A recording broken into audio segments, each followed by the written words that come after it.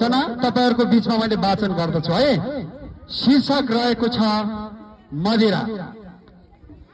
जति धनी किन नहोस् भिखारी जस्तै बनाइदिन्छ त्यो,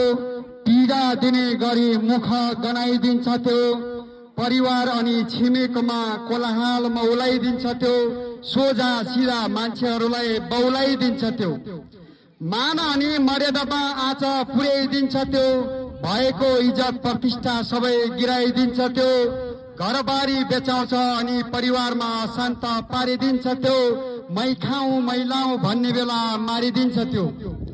आफन्तसँगै बिमेल बनाइदिन्छ त्यो, विश्वास गुमाउने अनि भनाइदिन्छ त्यो, काम कर्तव्य जिम्मेवारी टुटाइदिन्छ त्यो, घर परिवार अनि आफन्तबाट छुटाइदिन्छ त्यो, सबैको आँखामा आँसु गलाइदिन्छ त्यो, मुटु अनि सपनाहरू जलाइदिन्छ त्यो, दम्ब घमण्ड अनि व्यवहारलाई सुर्याइदिन्छ त्यो, छोरा छोरी अनि घर परिवारमा क्षति पुर्याइदिन्छ त्यो, आर्थिक भौतिक सामाजिक क्षेत्रमा गिराइदिन्छ त्यो, लत लाग्छ अनि सुधार केन्द्रमा छिराइदिन्छ त्यो, भएको इज्जत प्रतिष्ठा सबै गिराइदिन्छ त्यो, कमजोर मान्छेलाई पनि तगडा बनाइदिन्छ त्यो, बिना सिद्धै सबैसँग झगडा बनाइदिन्छ त्यो, धनको नाश जीवन वनवास गराइदिन्छ त्यो, भिर पाखा जताततै छराइदिन्छ त्यो, त्यसैले त नखाऊ भन्दा अप्ठ्यारो मान्छौं हामीले किन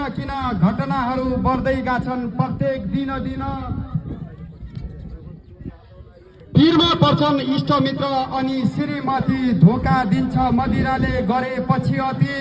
समाजमा इज्जत जान्छ साथमा पैसा ज्यान, त्यसैले त पुर्याउनु छ अब सबले ध्यान, त्यसैले त नखानलाई पुर्याउ सबले ध्यान, त्यसैले त नखानलाई पुर्याउ सबले ध्यान। धन्यवाद सबैको, जय हो।